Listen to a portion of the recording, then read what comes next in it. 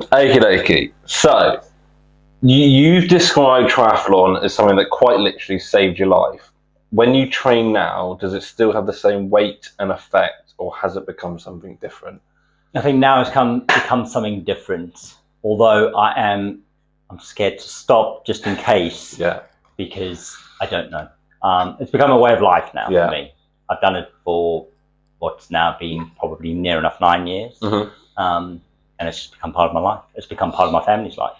Okay, and if you had to say why you do it now, what would that reason be? I think the biggest part of what it is now is, like I say, it's that fear of stopping, because I'm scared to what it's done for me in a positive way of going back to how I was before I started. But also, I love how it makes me feel. I feel strong. I gave up triathlon a couple of years ago, and I just focused on running. And although I love the running element because that's my strongest part of the triathlon, I didn't feel as anywhere near as strong as what I do physically and mentally as I do when I do triathlon. And well, why do you think that is? You think it's just the different aspects to it that it's got, or? I don't know, because I do a lot of cross training even with my running. So I mean, we're sitting in my gym now, and I do a lot of strength work. I do a lot of cross training work, as in like I go to different classes and I do different kind of maybe sort of cross-functional work, more kind of high intensity cardio training with weights, etc., with clients, with my wife, with the kids. I do a lot of different functional exercises as well. I just don't feel ever as strong as what I do as when I do triathlon training. It's weird. My body just feels strong all the time. And I don't think it's I think it's maybe the cycling and the running more so than adding the swimming element into it. I don't know, I think it's that maybe the run off the bike, and after that session, I don't know, your body, well, my body certainly, it just feels strong. Yeah, I don't know, I've never done one, but my girlfriend speaks about it a lot, and from what I've read, I always hear about how it's less about almost being cardio fit, but almost you've got to, with that run being right at the end, you've got to run with strength almost, rather than with actual fitness. And obviously, being fit plays that massive part, but because your body's so fatigued once you get to that point, you've got to be able to obviously just keep your form and basically everything just run purely off almost strength, rather than I've got the lung capacity, say, to be able to do that. I guess that's different, right? And I think for me, the beginning part of the run in the triathlon is always the easiest part, and then the later part of it, because I think it's that high cadence coming off the bike. Sure. For the first maybe mile or two, you're flying in a run, and you think, "Well, I can hold this and I'll go forever." Yeah. I think for me, what I've learned over the years in triathlon, you've actually got to slow yourself down, and that's the hardest part. Is actually when I get off the bike and go for that first mile or two, I'm actually running at about, on average, probably around a 5-minute mile. Okay. And I feel good at that. And that's a pace I know 100% I'll never be able to hold. I mean, I can't even run a park run at that pace. So to think I can run a half marathon at that pace, or even a marathon in a full distance, it's impossible. Yeah. But I feel strong in those first 2 miles at that pace. And that's because of the high cadence coming off the bike. So for me, the hardest part is actually slowing down to race pace for those first 2 miles, so that I don't use excess energy in the first couple of miles. So that's tough. But then, as you get going, you build into it, and you feel strong. I love it. That triathlon for me is, like I said, not only like that like we say, it did save me, but it gave me so much more. It's for sure, it's brilliant. Oh, you got to try it. Yeah. So I keep getting told. Although everyone keeps saying to me I need to do high rocks, apparently that's good for footballers. Apparently it's a good sort of. On my entry, I take the mick out of high rocks all the time, and I know it's going to come back to bite me one day, because I'm going to end up doing a high rocks. But all joking aside, I think high rocks will be fun, and my wife and I actually want to do a team one, because they're great, and I think I can see there's a lot of fun in that. But do a triathlon first. Do a triathlon. Yeah, absolutely. There you go. I have to book one in. And an Ironman in particular. Yeah. Because I think it's just, do you know what? I think everyone should do one in their lifetime. Yeah, it's weird. It's actually, even before it got crazy popular, it was always something that I had in my mind. I was like, that'd be cool to do. Like when I'm done with football, I'd like to give one, just to be able to sort of tick the box almost. Definitely. But seeing obviously from more like a closer, almost like upfront point of view, with my girlfriend doing one, it got me thinking that I don't know if I'd actually enjoy the process, because that kind of just long form cardio is my idea of hell.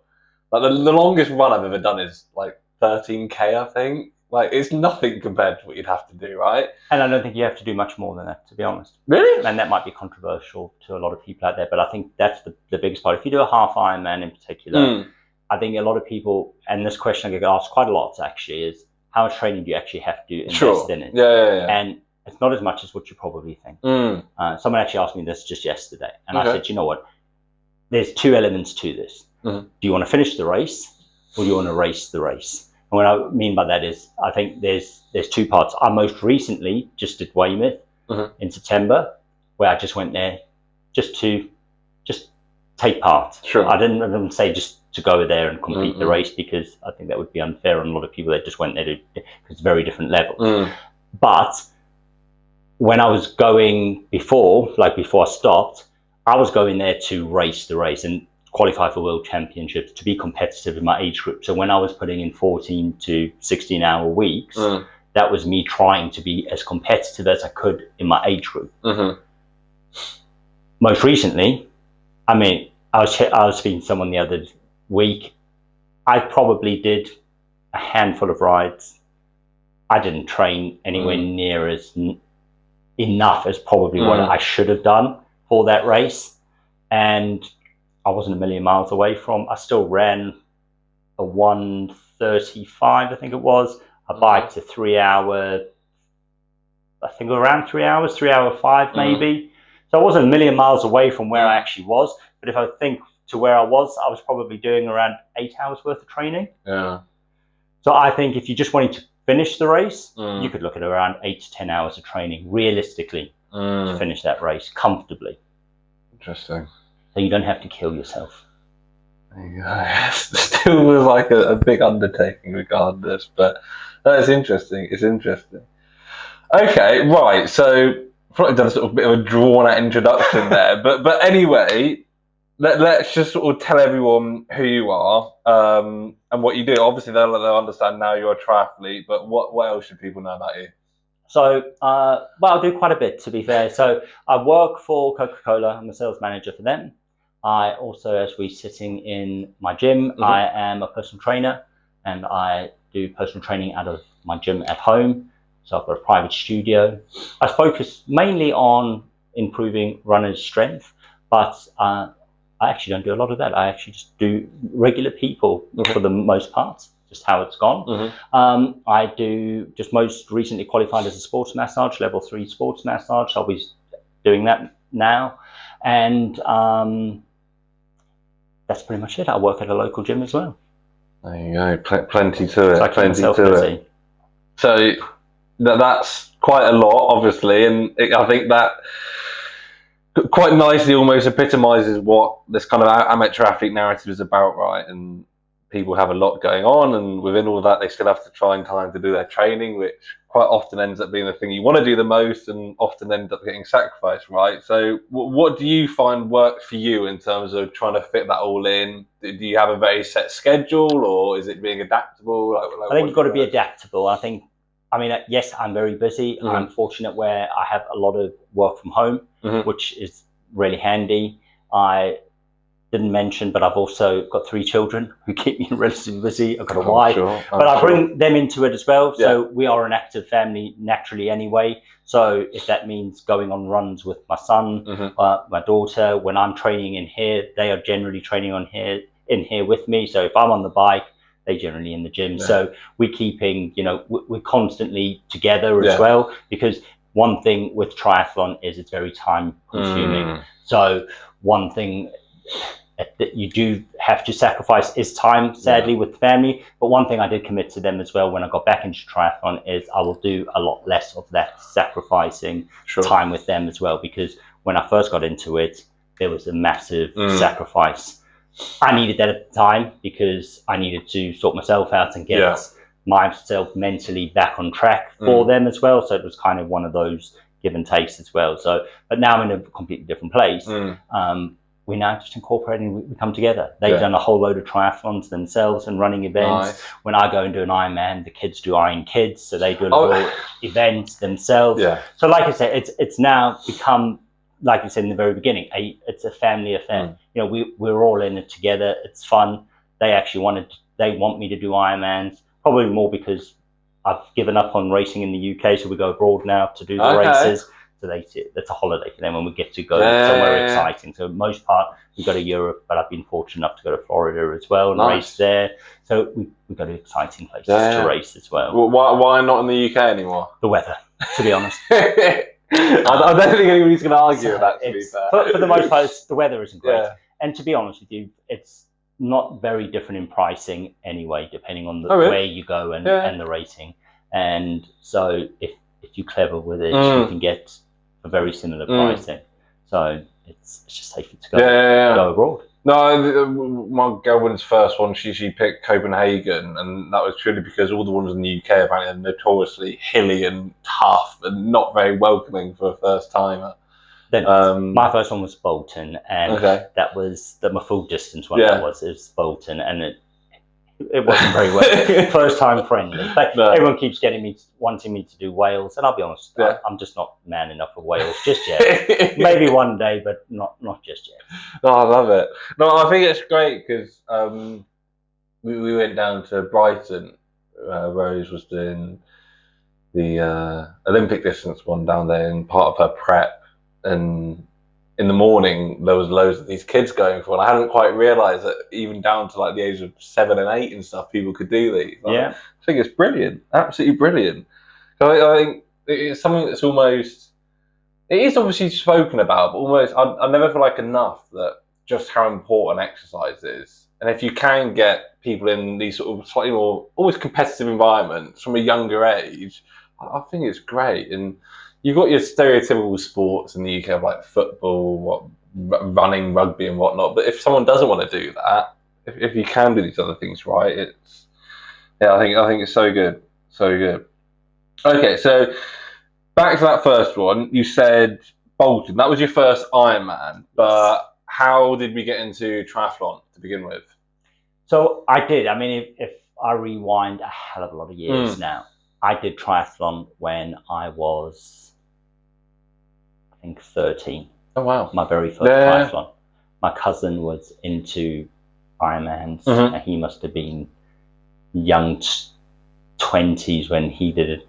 He was going off to do a local Ironman in South Africa, and I went along. Okay. And I won it. My very first triathlon when I was 13 years old in South Africa.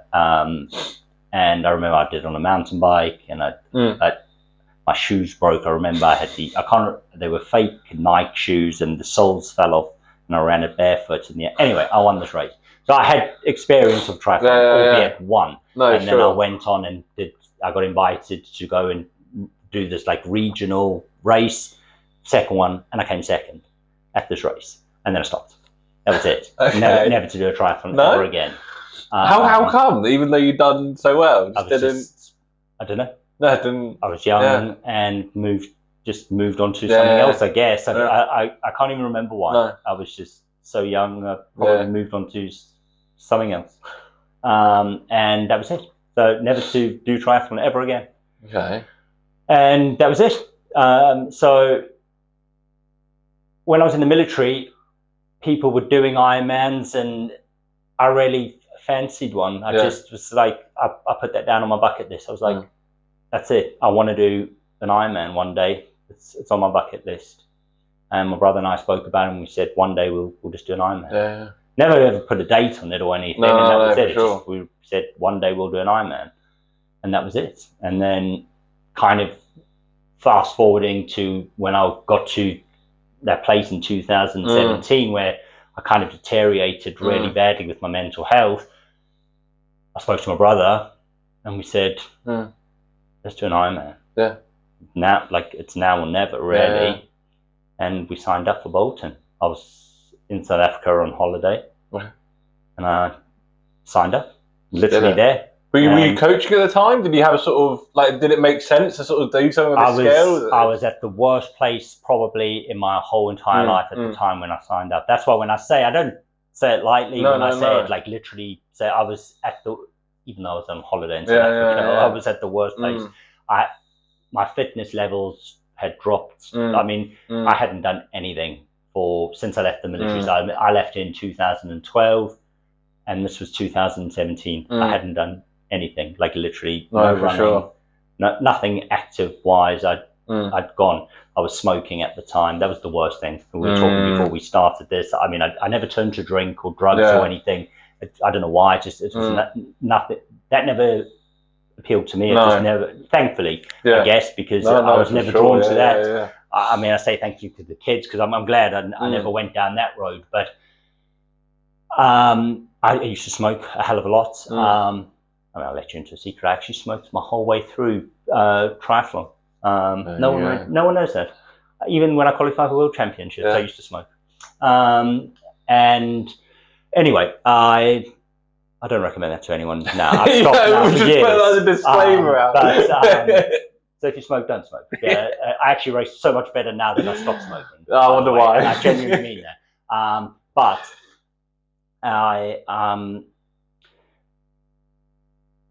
do think that when I signed up for in 2017 being at my lowest, I don't even know why I thought at that time I could even do it, because I had zero fitness. And I went on a run the day I signed up. I went for a run along the seafront in Durban in South Africa. And I wanted to die because it was like a 5K run. It was hot as hell. And I was like, oh my God, I don't know how I'm going to do this. What was that sort of process like? Signed up. Getting into it, or obviously off the back of not doing anything for such a long period. What was that actually like from a training point of view?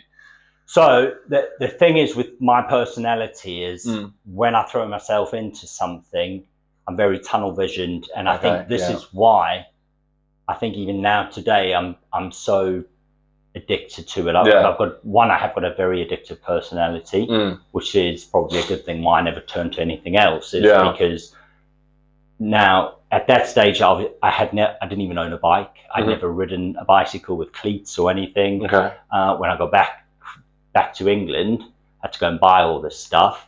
And I mean, when I committed to it, I was like, I don't need anything fancy. I'm just gonna. There's a company called Central UK.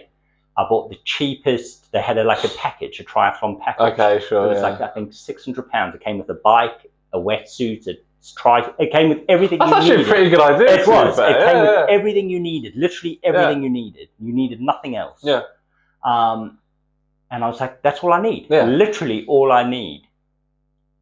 And I don't want to exaggerate here, but since I bought that package before Bolton, which that was in the September I signed up, Bolton was in the July of the following year, I probably went through 10 bikes. And I said to my wife, I was like, I only need this package. That's all. I'm only doing it for the fun of it. Anyway, I went through 10 bikes. So why 10 bikes in a year? I thought it would make me better. So anyway, I spent a lot of money on bikes. And again, you don't need the bikes, by the way, even though we sit here surrounded. Oh yeah, no, I love those videos on Instagram and stuff. So it's like I bought a bike, it made me faster, and then I realised it was just me. But it's so I realised that I needed to do a lot of work, and this is the problem. So I went for that 5K and realised, okay, you need to do a lot of work, mainly on the bike. And then I got turbo trainer at home, and I just started. I remember I went for a cycle, and it was, I think, I worked in miles back then. I've just recently switched to kilometers. Okay, so I've grown as an athlete now. And I think I did just under 20 miles, and I thought I was going to die. Jeez. So it was an awakening. And then I thought I needed to sign up for a half Ironman just to test to see if I'm actually going to survive this. So I did one in the June just before Bolton, and that was it. So I did literally that. A month later, Bolton. And then I was in. I was hooked. And what would you say is your weakest discipline then? If you say Cycling. running's your weakest, cycling, yeah. Okay. By far. Yeah. I think swimming I was always naturally, I say naturally good. I mean, I speak to people a lot about this as well, because my swimming, when I very first started swimming, I was swimming like 2:05, 2:10 minutes per 100. Yeah. And it took me about this is where I say maybe naturally I was quite gifted as a swimmer, because after about 6 months of just training, I got it down to around 1:30, which is pretty quick. But where I think I was lucky, and this is where I say naturally, I grew up in South Africa. So we had swimming pools. No, sure. When we went on holiday, we were swimming in the sea. Yeah. And then I joke with my wife all the time, like when we went on holiday, it was in Durban, and there was waves, and there was actually current. And when we go to Bournemouth, and what they think is waves, it's like ripples. So ripples, you know, it was different. So I think I just grew up in an environment where it was literally sink or swim. So for sure. It was just naturally, and I thought all the South African people that I know in the UK that do triathlon, they're all great swimmers. Yeah. So it's probably, I guess it's that. Yeah, just how you've sort of been brought up almost. Bike is by far my worst. I'm awful on the bike, regardless of how much I've spent on the bike. Has it helped at all? Do you know what? I'll be honest with you.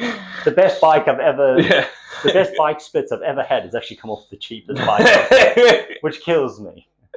We can cut that out. Yeah, don't tell my wife.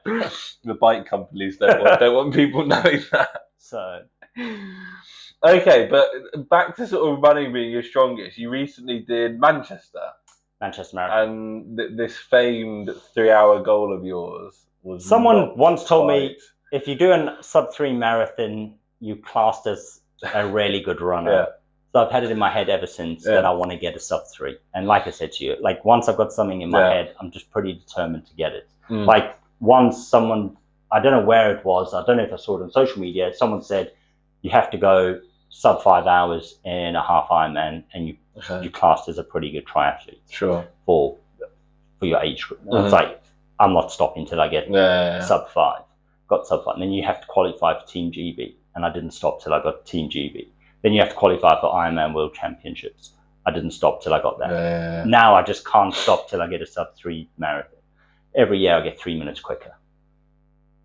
It's easy to say, right? You just got an addictive personality, but that's like that amount of dedication. I don't think ever can be underestimated, because everyone sees like, okay, right, you've ticked that one off, and now I'm going to do this, and then you tick that one off. Like that's great, but that's all people see. People don't see sort of like the in-between point. Like, what do you really think it is that actually keeps you going? Like, why is that one, which, let's say it was qualifying for Great Britain, right? But then you wanted to go into World Championship. Why was that not, which in its own right is some achievement? Why was it then, right, well, I've got to do that now, and I'm just going to do absolutely everything I can until I get to that? I think there's two things for me. Like, a lot of the achievements that I've had, the one is that level of personal pride that I have. Sure. I want to, I have goals that I want to achieve, and I just work, so then I've got them. Like, for me, out of all of the sporting achievements I've got, Team GB in my age group was great. Like, at one point it was the ultimate one. Sure. But qualifying for that Ironman 70.3 World Championships, it tops it. Yeah. Because the amount of work that went into that, no one will understand. Like, they just don't even appreciate, I think, how much work went into it. The years of work that went into that.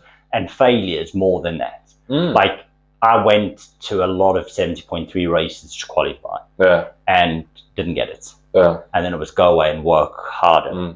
And one thing I keep telling people a lot of the time is, like, stop focusing, and this is where I went wrong in the beginning. It took me a few years to realize this. I was worried about what everyone else was doing, and I think that's why I was failing so much, so often, was I kept on watching what the other people in my age group were doing.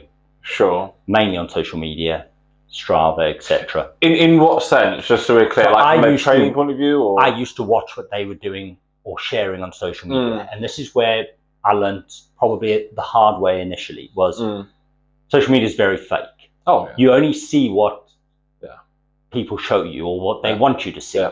So if they share a run or even a summary of their week of training, you think, good God, they're smashing it. Or, God, how are they fitting in a 2-hour ride there, or how are they even doing that ride, or that run was hell of a quick for this time of the training, or how are they doing that amount of volume. You try to keep up because you think, well, I should be there, or I should be doing that amount, or and I used to try and replicate that, even though I knew what I needed to do, or thought I knew what I needed to do, but I was trying to chase them as well, because I knew what their races or race times looked like. So I'm chasing them, not worrying about what I'm doing. Most of the time, I either got injured or burnt out. I think there was elements of the time where I also lost a bit of the love for what I was doing, because I was burning out, and I was thinking, I just can't keep up with this anymore. So I used to look at it, and I spoke about this quite a few times on my social media, as I was losing the love for what I was doing. I started to see training as a chore, not as something I wanted to do anymore. So when I looked at my training, I was like, I've got a bike today, and I was like, oh my God, I don't feel like this. And I used to then sit on the bike for the first 20 minutes. It was just like digging deep just to get it done. Where before I used to look forward to a session, and it was like, I'd look forward and say, oh, 2 hours on Saturday, and then I've got an hour run off the bike, and it would be like, that's a good session. I'd enjoy that. Where I started to look at it and like, oh my God, that's a big session. I really don't fancy that session. And when it's Wednesday, and I'm starting to dread the weekend session already. Took the fun out of it. And then you start to question, well, why are we doing it if it's not fun anymore? We're only amateur athletes at the end of the day. We should be doing it because it's fun. Not we're not getting paid to do this. No. So we do it because we enjoy it, or because it's doing something else. So I think that was a big element of it. And so when I stopped watching what everyone else was doing and started focusing on what I was doing, that changed things a lot for me. Was there a moment that changed then for you, that when you sort of did sort of it almost clicked, and it was like, hang on, forget what they're doing, this is what I need to do, and we're going to focus on that? It was. So I went off social media for a bit. And I just stopped. I think I must have went off for about 6 months. And I needed a break from it, to be honest, just for a bit. And I just went off, and I was just like, I actually went off to see if this was for me, because like I said, I didn't know, to be truthfully honest with you, I didn't know if I was doing it for me anymore, for social media. If that makes sense. No, I get you. So I didn't know if, like, when I was training, was I doing it like literally for me, or was I doing it to share that I was training for social media? I know that sounds crazy, but it was like, I think plenty of people would probably be able to relate to that. So that's where I stopped. So, and then I came back on, and I realized it was 100% for me, but it got me in a place where, do you know what? I then changed the way and how I shared, and I stopped sharing a lot of the stuff I used to share, and it was my kind of social media took a different direction. Ironically, it actually started to do a lot better as well, my social media. I don't know if that was because of the break and the algorithm changed a bit, or whatever it was, but I think I also just stopped worrying about what other people were thinking, and I just, like I said, focused on me rather than worrying about what other people were doing. So my performance then went up. And like I say, going back to that day I qualified for the Ironman World Championships, I went to every race wanting to qualify, but I never in a million years that day thought I was going to qualify. Don't know why. But I was running, and I was running well, and I felt good, and I ran, and my wife said to me, I knew I had a good bike, but I never knew how good a bike I was. So I don't look at power. I race very different to everyone else. I don't worry for power. I'm not very numbers orientated, and I think that's why I'm not a great cyclist, because Someone asked me the other day what my FTP is. I don't even know what that. I know what FTP is. I don't know what my FTP is, and that's probably why I'm so awful at cycling, because I should know what that is, because then I would know what zones to train in. But anyway, but I just don't care for the numbers. Anyway, and she said to me, "You're in 10th position," and I was like, "She's messed up on the tracker." And I went for loop 2, and she said, "You're in 5th position." And I was like, "She's definitely messed that up." Yeah. And I was on my last lap, and she said, "You're still in 5th position. You can catch 4 if you get a bit quicker." And anyway, I couldn't go any quicker. I was going max but I held that, and I finished 5th. There you go. And it was enough to qualify, because I think who won the race, first and second, had already qualified and didn't take their slots, and it rolled down to 5th position. And luckily I got it on the roll down, but for me to finish 5th was enough, and never in a million years. I want a podium now. But there you go. I was going to say, what's next? I do want a podium. Yeah. But for me, that even with 14 GB, you can't top that. No. And for me, that was, and still is, the highlight. Oh, I'm sure. I mean, it's incredible. It's incredible. I think it's interesting what you said about not thinking you're going to qualify on that day, because I think that's something I've spoken to so many people about, and I think about it so much with my football, and it's almost, it sounds bad, but like almost when you're not focused as much, you're not really thinking about, I need to do this, this, and this in the game. Like, this is my job. I've got to do this. I've got to be here at this time of the pitch when we're attacking, when we're defending, whatever. Whereas when you're just doing and actually almost not thinking about it and just going with the rhythm of the game, if you like, you almost end up performing better, and you're more relaxed and more comfortable. And I guess that's quite similar across sports, because if you're putting almost that internal pressure on yourself to be like, right, if I'm running, I've got to be hitting this pace, I've got to be in this position, on the bike, I need to be going at this speed, like whatever it is, you're then constantly almost more stressed. Yeah. Whereas if you're not, you just come with what's naturally, and evidently that seems to be the trick. And I think with triathlon, that's one of the things I do like about it is you don't know what position you're in, because there's so many different people running, different age groups. You just don't know unless you in the front. Like, you are leading the whole race, but you just don't know. So unless people are telling you as you're running past or from the tracker where you're in, you just don't know. And like I say, that day I was just going on feel. I was enjoying the race. I had my brother and his family there, and it was just the atmosphere was great. The weather was, I mean, I couldn't have asked for better conditions. Everything for that day went perfect. I couldn't have given anything more. So what I delivered on the day, I couldn't have given anything more. So for me, that was the best race that I could have done on the day. Conditions couldn't have been any better. It was just the perfect conditions, the perfect executed race for me. And luckily, it was enough for the day to qualify. There you go. Okay. And now you're back to full distance. Yes. You've come back to it. Why? Is there a particular reason, or are you just itching to go a bit more again? So I think after spending the last 2 years doing ultras and marathons, I think I got that itch to just go longer again. I think I've had some good long distance running. And then seeing everyone else doing the Ironmans over the last few years, I got the itch to do it again.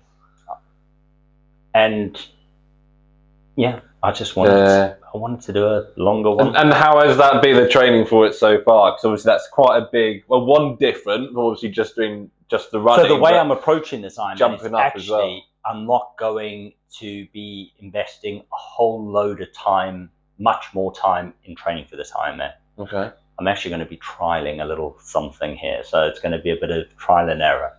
Can you share what that is? So, I was going to say, is it not like a secret? Committed to my wife. Actually, I watched a show on GTN, and one of the presenters trained for Challenge Roth, and he didn't invest a whole load of time. Okay. And that's actually what gave me the idea. And I was like, you know what? I said to my wife, I don't need to, I'm not going there to win it. I'm just going there to do a full distance triathlon. So I'm going to train for it. So I don't want to go there and suffer for the whole race, but I'm not going to be like I was back in 2017, 18, training for Bolton. Because even though, yes, it was my first one back then, after probably a couple of months, I realized all of a sudden I actually quite liked it. And that Bolton race turned into, actually, this is more than a bucket list. Let's go there and try and achieve a time. And that turned into, now all of a sudden I started training to go to Bolton and achieve a time. So it was never about just going there to finish it. No. So Bolton was never about just go there, let's do an Ironman to tick off a bucket list. I was like, let's go to Bolton and see if we can do it as quickly as possible. So have you started training for this next one? I've started training because I've got Challenge Salou first, which is in May. Okay. And that is, for people who don't know, that is another company which is like Ironman, Challenge Series, and it's a middle distance triathlon, and that is just a warm-up race. I was supposed to do it. I always wanted to do that race because it's a fast race, and it is in Spain, and I'm supposed to do it in 2020. It was the first race that COVID cancelled. All right. So I was due to go the week that they announced that COVID had gone, that there was this virus coming out, and that was the first race that got cancelled ever, before we even knew what COVID was. It was just a virus at that stage that was going through the country, and they didn't even know. So I'm going back to do it. There you go. So I can't wait for that. It is, however, 2 weeks after Manchester Marathon, so I haven't decided what I'm doing yet. Like, I know, as much as I said I'm motivated to go and do Manchester Marathon, I don't know. I don't know what I want to do, because I don't want to jeopardize that race for the sake of going for it. But then equally, you want your sub 3. I want a sub 3. I don't know. I've started training this week. I've ramped up my training nicely, and I feel good, and I'm running well. Surprisingly, considering I've only just started. So, and I've started on the bike properly now, and I'm actually training properly on the bike. But obviously, it's all relative. I feel like when we say sort of you're going for a stripped back, sort of less training methodology, it's still going to be a lot, right? But how have you found that new approach? So when I say stripped back, I'm going to be, for those that, like, when I talk stripped back, it's for me, on average anyway, just to give context for people, I train anyway between 12 and 14 hours a week, just on an average week, even if I'm not training for an event. So for me, I'm going to be looking at 14 to 16 hour weeks anyway. So that will be my normal training weeks. I think which is probably, I say probably, that's more than enough to train for Ironman. But also, again, for context, there's a big element. Now, most people will probably split that training. There'll be a big element on the bike, because the bike makes up for the most part of the Ironman. Now, for me, I'm not going to say it's going to make up not a lot of the time. It'll still make up a big chunk, but of that 14, 16 hour weeks, I will split that between run, bike, strength, and I'll do probably a lot more strength work than the average person or average triathlete runner. And is there a particular reason for that, or just preference? Preference, and it works for me. Because luckily we're surrounded by wood, but touch wood, it is what's kept me injury free. For the last 4-5 years now. I can only say that is what it has, because I have been injury free for that long. And it's because I've been doing that amount of strength work. So when people are always injured, and I swear by the strength work. But I'm a strength coach, so I'm going to say that. But it works for me, and I enjoy it. I love that side of it. So I'll continue to do it, and it has a massive advantage on everything else. So no, for sure. No, I think going back to what you said about time, right? I think it's. I feel like it's something people almost don't. I wouldn't say don't consider, but maybe not obviously consider. And I just sort of again, my girlfriend doing it. Like Saturdays, it was 8 hours training, like gone. Obviously, the physical demand, if you like, is huge, but also just from life. Like you're taking 8 hours out of your life, it's gone, that you've got to be just moving for, and that you can't be having social commitments or when trying to fit that around in work. And there will be those at the back end of, well, in the sort of latter part of the training block. Sure, so come sort of the later parts of the training block, I will need to go and get those probably 6 hours on the bike, 2 hours run off the bike, because you need those sessions. But they won't be, there'll probably be 3 or 4 of those at most for me. This is where I think I might get a rude awakening on race day, but I think that's where my ultra marathon over the last few years are going to help me, because I've got that volume in my legs. You know, and I've continued. I only did an ultra a couple of weeks ago, so I've maintained that volume. Okay, let's go into that ultra then. That was one of the things I wanted to speak to you. It was your first one without, what was it you called it? Without walking. No walking. I didn't walk this time. That sounds sort of, I don't know. I don't want to say obvious, but some people might think, well, it's a run. You're meant to run, right? But ultras are very different. Right? So you walk a lot. So, and in fact, it's clever too. Where people probably, if you've never done one, you probably think, well, like you said, it's an ultra marathon you run, but you don't. And in my very first one, that's where I got a very humbling experience, shall we say, because I went there thinking you can run it. And I couldn't. I didn't finish because of that, because I just couldn't. So it's one of those.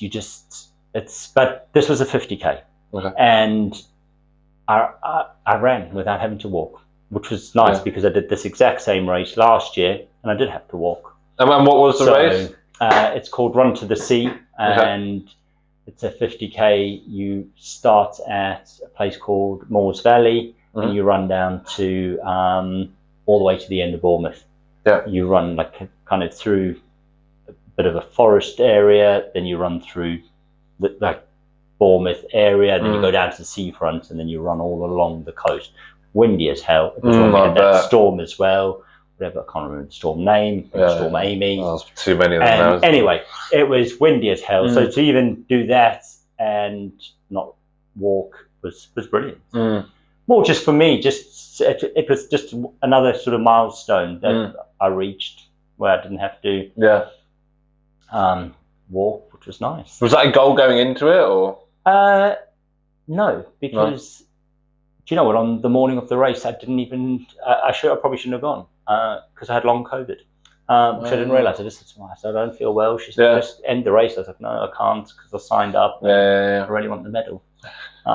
I love medals. I was going to say, as you can see, I'll have to take a picture of that so I can share it. Some collection you got. I loved it. And this isn't, I only put the good ones up. Oh, there you go. There's your Run to the Sea one. There's the Run to, and the one next to it's the one from last year. So those are all my ultra medals. There's my marathon medals. There's my Ironman. So only the good ones make it. And then there's my daughter's medal. She wants me to put hers up as well. Nice. So, but yeah, so only the good ones make it up here. But I do like a medal. That's why we do it. So yeah, I had COVID as well. So that was even more of a win for me. But it was just nice just to not have to walk. I mean, it wasn't a crazy pace, but it was 10 minutes quicker than last year as well. So that's the difference between not walking it and walking it, just 10 minutes. And then how long did it take you then? It was 4 hours. I want to say it was 4 hours and 20 minutes. And I presume a very hilly route going down. It was pretty. No, it was actually pretty flat. Oh yeah. Yeah, just windy.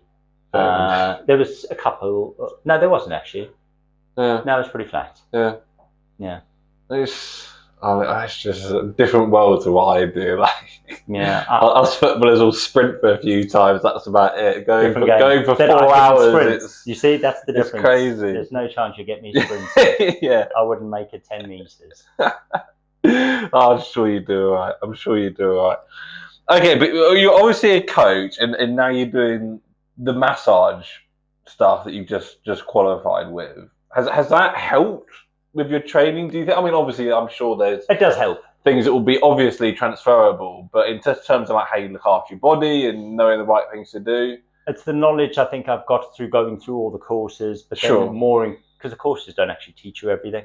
Okay. It's all the research you have to do afterwards. In fact, the courses actually teach you the bare minimum. It's all the research you go in and do it yourself afterwards. Yeah. It's just understanding the body, basically. But more than that, which I suppose the listeners would benefit from, is you've got to learn to listen to your own body, because everyone's is different. Yeah. And that is where I think the biggest tip for everyone, regardless of the sport you do, is you've got to listen. There's a fine line between listening to a niggle and actually an issue, because sometimes there's a niggle that you can push through, and there's a niggle where your body's saying, take a day. Yeah. And I think that is one of the hardest lessons I've learned, is you've got to understand that you can take a day, you can take a week. You're not going to lose what you've done. No. And I used to think that all the time. It's like, I can't miss this session because I'm going to lose everything I've done for the last 3 months. And in fact, you actually sometimes I've actually had the best races I've had by taking a week off before. Completely a week off, because what will happen is if you don't listen to your body will then put you down. Yes. And then you'll have months off because you didn't listen to just take that couple of days or week off. And then that's the worst. Any sportsman. Oh, yeah, no, football, triathlon, whatever. I could talk about that all day. And it was, I'm no expert, but it's something that I came to learn and be. I'm by no means perfect at it now, but much, much more aware of just going through my knee injuries and having to learn the hard way. Like, you've got to stop. You've got to do nothing some days. You've got to let your body chill out and just recover. And I never did. I used to never take rest days. I just never did it. And looking back now, that's so stupid. Yeah. Because that's what ultimately helps you perform better, helps your body recover. Like, they're invaluable. And they are. I had to go through a lot of bad things happen to my body to really realise that. And I think the more people can understand that and understand the benefits of it, not just letting your body recover, but as we say, perform and ultimately get stronger, right? It's it can't be underestimated. But tough, not easy, because you say everyone's different. Hard. I think that applies to like the coaching and stuff as well, right? You hear people online trying to sell the same thing to hundreds and hundreds of people, but ultimately we're all different and all gonna adapt and change in different ways, right? Okay. So I'd now like to go back to what is obviously quite a sensitive topic, and as I've sort of said before, and we'll say now, I think massively appreciate that you are willing to talk about this. But as you kind of sort of started on earlier about going back to how you actually got into that first Ironman and why you turned to it, I think probably what we should start with is why was Ironman the thing? Like, what drew you to that in terms of getting to a really low point and going, okay, now I want to do something about it, if you like? I think it was the realization that I needed to do something. So I suppose there's no other way to set the scene than to just go straight into it and tell you. And of course. I went one day for a walk because I was at the lowest part in my life, with the intention of not coming back, because the anxiety and I suppose now it was severe depression that I had at the time was just, it got too much. And it was a build up over probably maybe even years, but it in more months at the time, where it just got too much. So I needed to go, sorry, I just need a drink. I needed to go and get an end to it, basically, because I just couldn't. I had awful burning inside that I couldn't explain. And a noise in my head that I was trying to explain to my wife a few weeks ago. It wasn't like screaming or like shouting. It was just a noise in my head that wouldn't go ever. So I constantly had that with this constant burning inside my body where I couldn't even eat because it felt like my insides were on fire constantly. So I thought the only solution to it was just end it all. It's just the easiest way for me.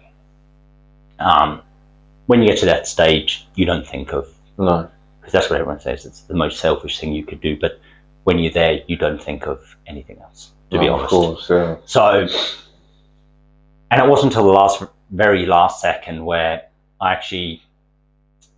had this vision of my kids, and they said, don't do it. And so I didn't. Thankfully, I obviously got that literally at the very last second. And then it was at that point I realized I needed to do something different. And like I said to you a while ago, was my brother and I had this bucket list thing that we wanted to do an Ironman. And I thought, well, it's something I wanted to do before I died. Why don't we do it now? Because I was at that stage. It was the closest I'd been to dying.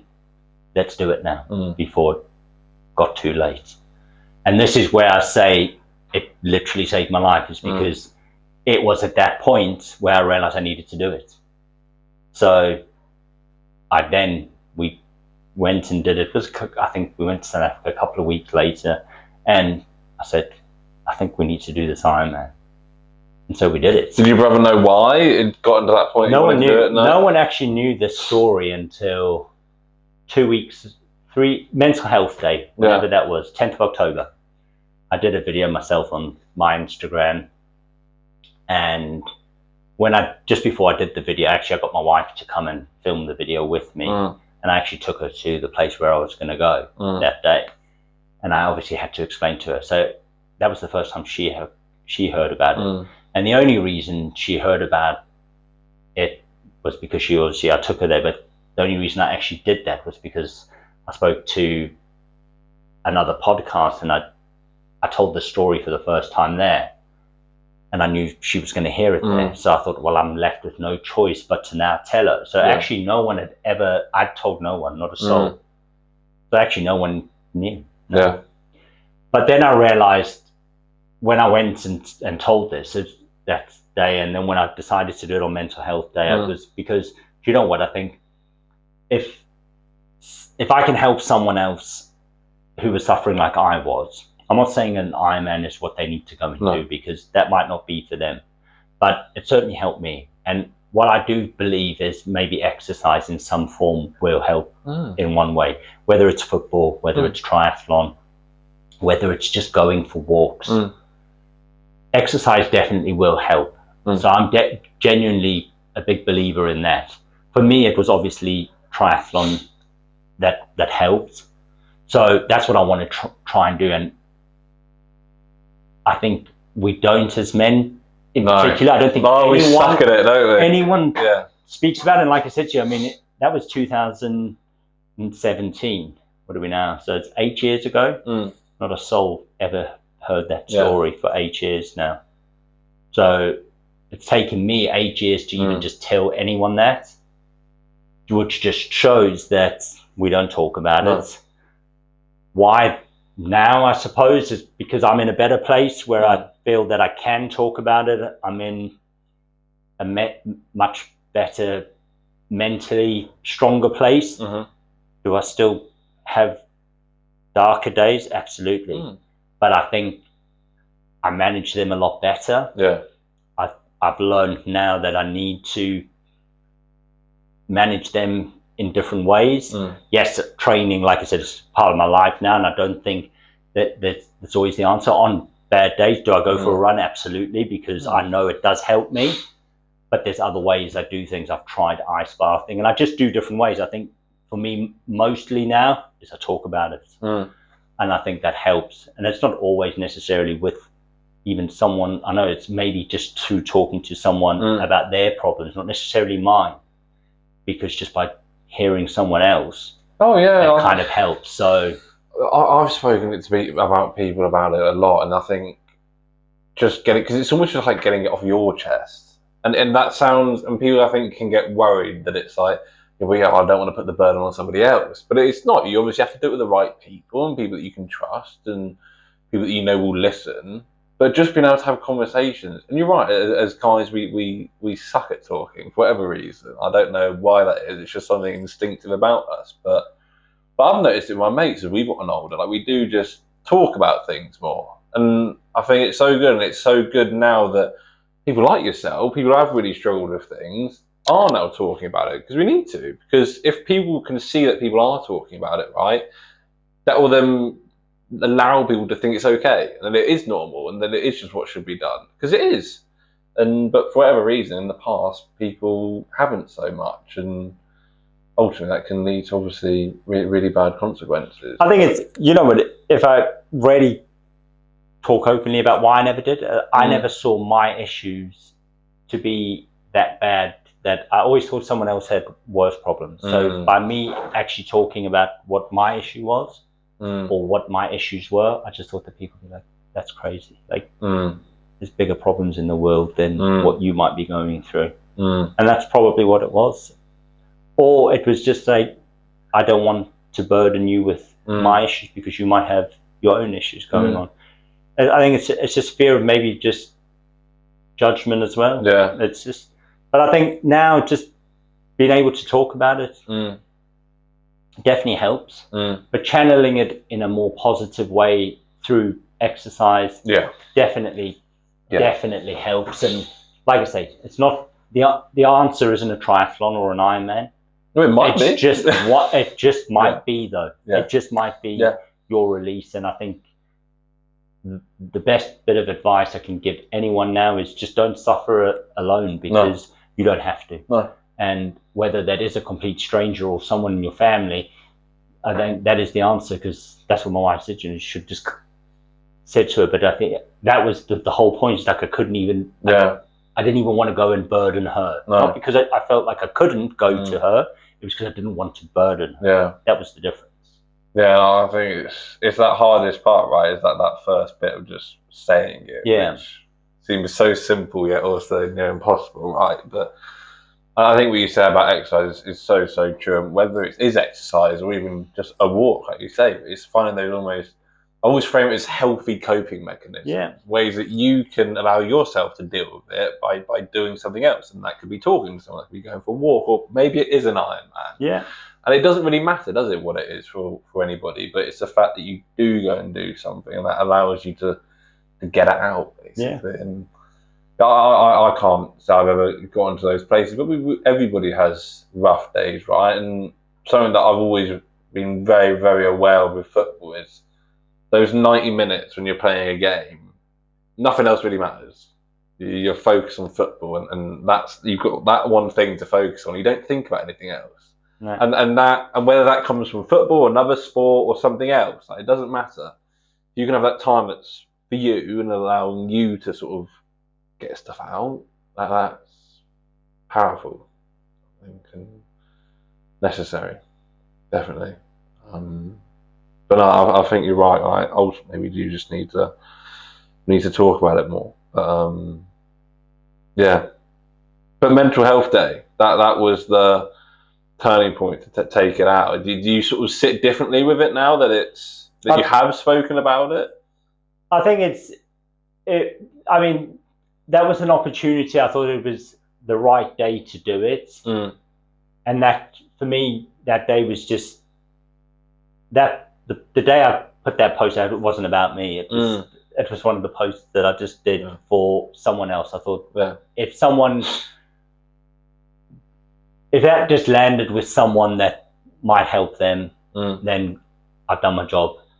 And I say done my job. I just wanted it to reach someone that might be suffering, and they think, you know what, there's a way out. Like I say, not through triathlon, but if it was, then great. Yeah.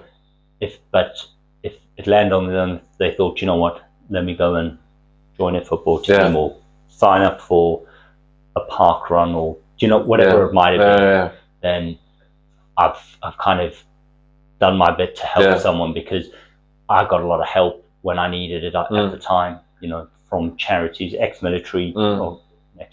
from military charities that help ex-military. And, you know, those at the time were crucial for me. You know, I spent hours on the phone to them, and they got me through some of the worst parts of my time when I needed it. And I thought maybe that video just might help someone at the time. I'm sure it did.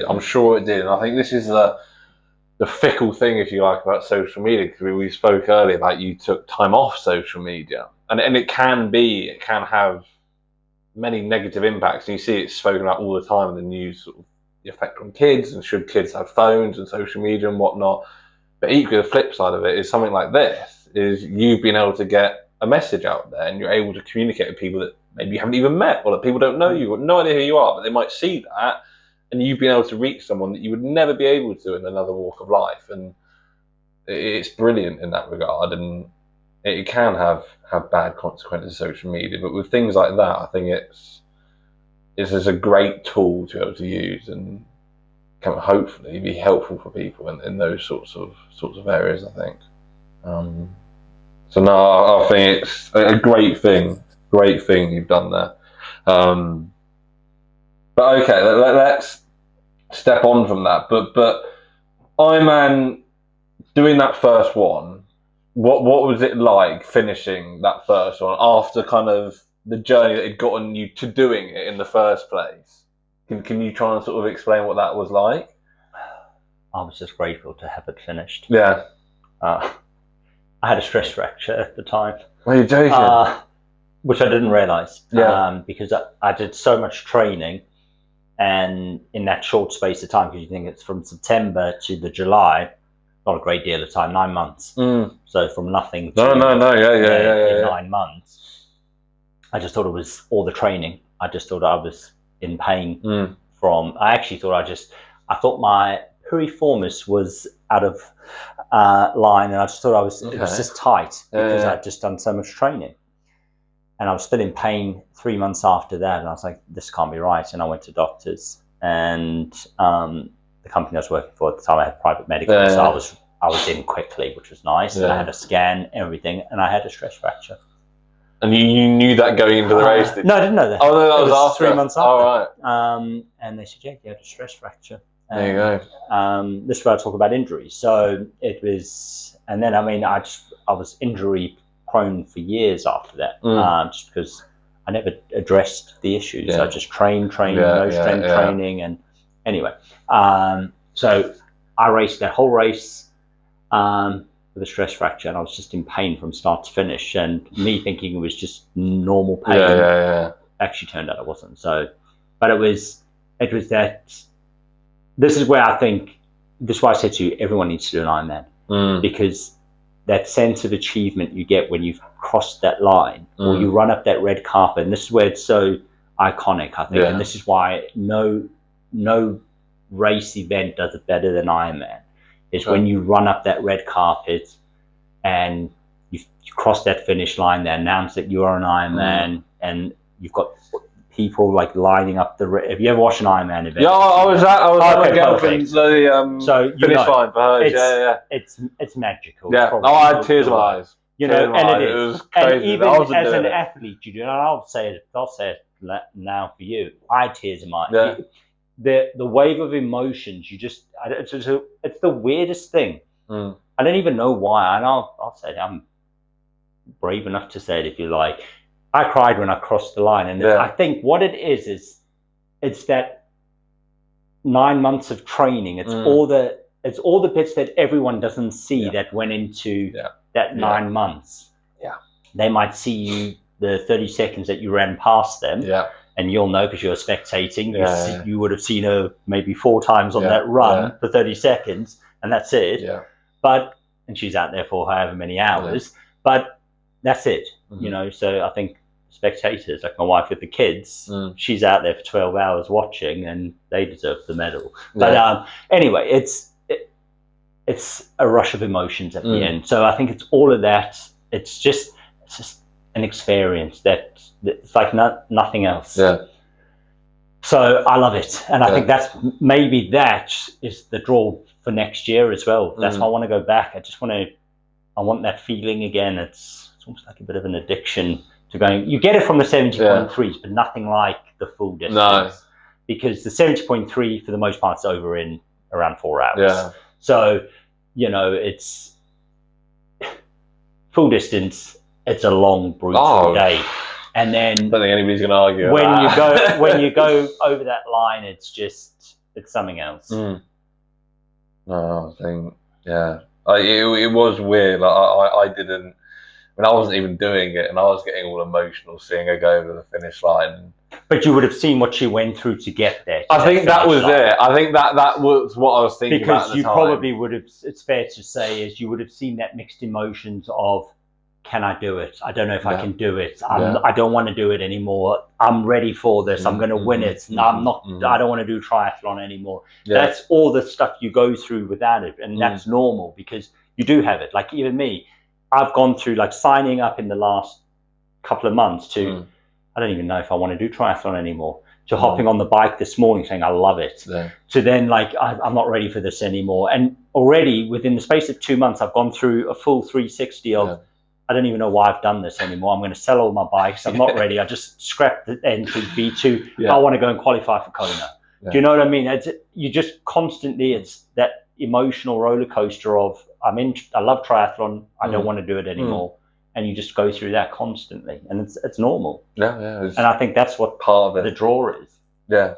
In some weird way. You wouldn't have thought it. It's weird. You can't explain it unless you've been in it. No, absolutely.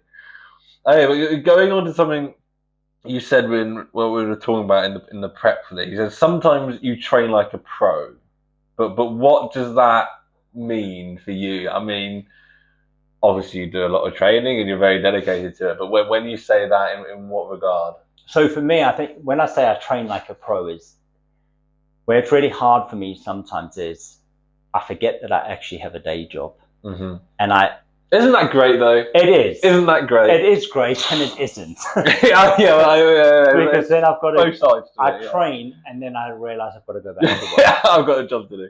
And that's where I think it's hard. So like, I will come in and I'll set the bike up, and I'll get on the bike, and I'll do a 3-hour session on the bike, and then realise I've got to go and do a full day at work, and then come back and go for a run, and that's what I mean. So sometimes I think there's elements like, especially like this week where I've been off, and this is where it's quite easy for me. So I think like a pro now, so I'll have an afternoon nap, and I'm training in the morning, then I'll have a nap, and then I'll do a strength session, and then my wife and I'll go for a walk, the kids will have lunch, then I'll go have a swim, then I'll maybe we'll watch a movie, then I'll do a run. I'm living a pro life, but then realise I've actually got a day job. Wednesday. So, do you know, and I think that's sometimes it's a hard adjustment. So, but for the most part, it's hard. It's when I work from home, it's the hardest because, especially when I've got this right here, and if it's quiet, I can hop on the bike for an hour. I've got a treadmill, so I'm at work, but I can. Hop on the treadmill, or hop on the bike. So. No, I love it. I think it's all part of it, right? But balancing that work, family, and training, what do you find tough? What do you think you're good at when it comes to that?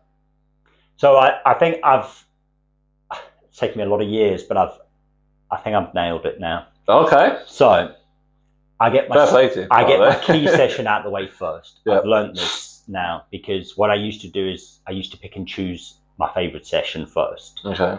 So are we talking a day or a week here? I break it down by day because it's just easier to manage that way, because my weeks can go all over the place, especially with the amount I do, because clients in the gym can chop and change all the time. The kids can have clubs and all that, or lots can go on for me. So I take, for the most part, the bike, I get that out of the way because one, I don't particularly enjoy the bike. It's the hardest for the most part for me. I get that out of the way before anyone's even awake. then that's a big tick in the box, done. If my run is harder than the bike for that day, so like yesterday I had a hard run session to do, I go and get that done in the morning first thing. Then I know. So like yesterday's run was harder than the bike. So the bike session yesterday was just a zone 2 ride. So it was an hour ride on the bike. I could easily just sit on the bike and I was just turning over easy on the bike. And then my kids were playing in the gym, they were training in the gym. So I was with them while they were, I was on the bike, they were in the gym, I was with them. So we were chatting and doing stuff in the gym. My run session was the big one, out the way in the morning before they were even awake. So it's juggling that. And then if now with work, so like next week I'm away with work for a bit, I will bring my sessions forward. So like on Sunday, front load, I will then bring Monday's session, because I'm away Monday, traveling to Birmingham. I'll bring Monday session into Sunday. And then just in case the hotel that I'm at doesn't have the right facilities for me, and mainly the bike, sometimes I take the bike with me, but with work it's hard because we've got dinners afterwards. I can't always just nip away. I try and prioritize my training, but it's not always as meetings overrun. When we go away with work, we've got dinners and schedules, and I can't always get away. I'm not someone that can train at 10 o'clock at night, I'll be honest. So I've got like kind of a deadline. If I miss a kind of 6 o'clock in the evening, I'm not training. That's my cutoff. Sadly, I'd rather get up at 4 o'clock in the morning. No, you say sadly, but you clearly there found, you know what works for you, right? But I'll get up at 4 o'clock in the morning. Exactly. So as long as you're getting back on it the next day, that's what counts, right? And I think we were sort of saying it earlier, like you miss a day or you miss a week, right? It's not the end of the world, but you get back on it afterwards. And that's, I think, the key thing. People need to be, a term I use a lot with people is just be kind to yourself, because if you miss a session, it doesn't ruin your week.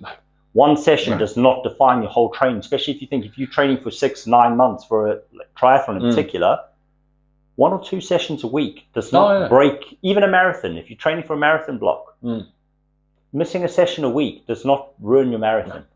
It's just about consistency over a period of time. And for the most part, it's 5 months for a marathon training block.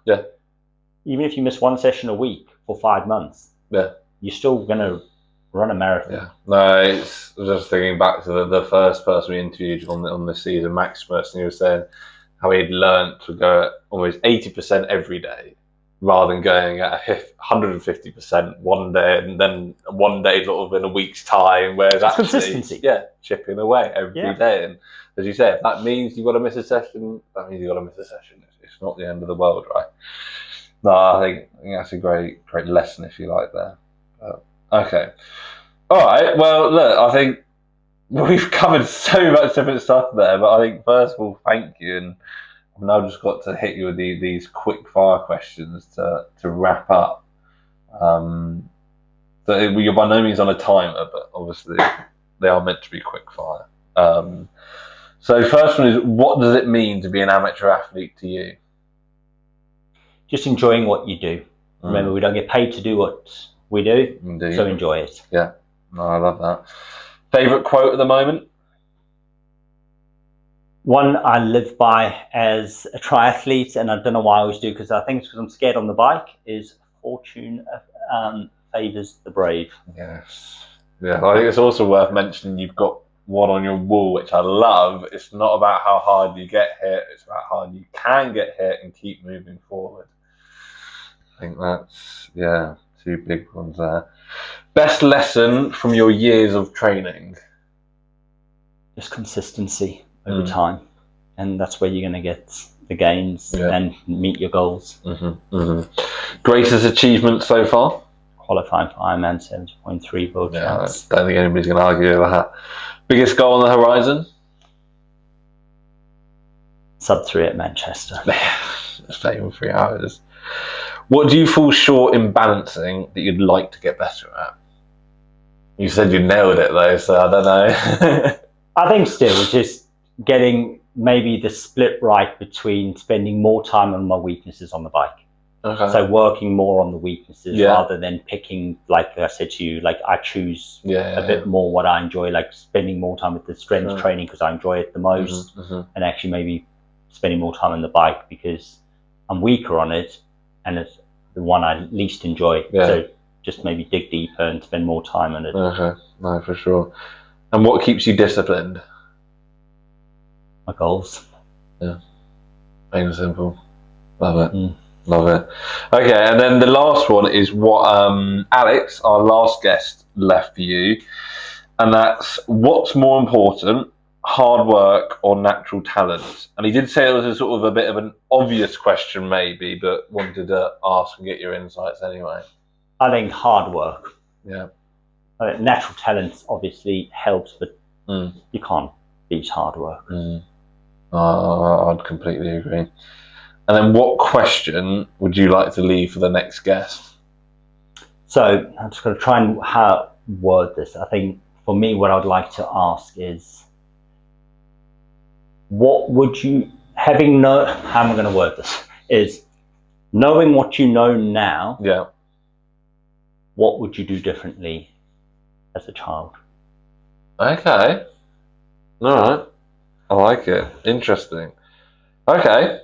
Well, look, thank you very, very much. Thank you. I think that was brilliant, and people are going to love listening to your story. Is there anything else you wanted to say or ask before we finish up? No, I'm good. No? Thank you very much, Harrison. I appreciate that. That was very enjoyable. Appreciate it. Thank you very much.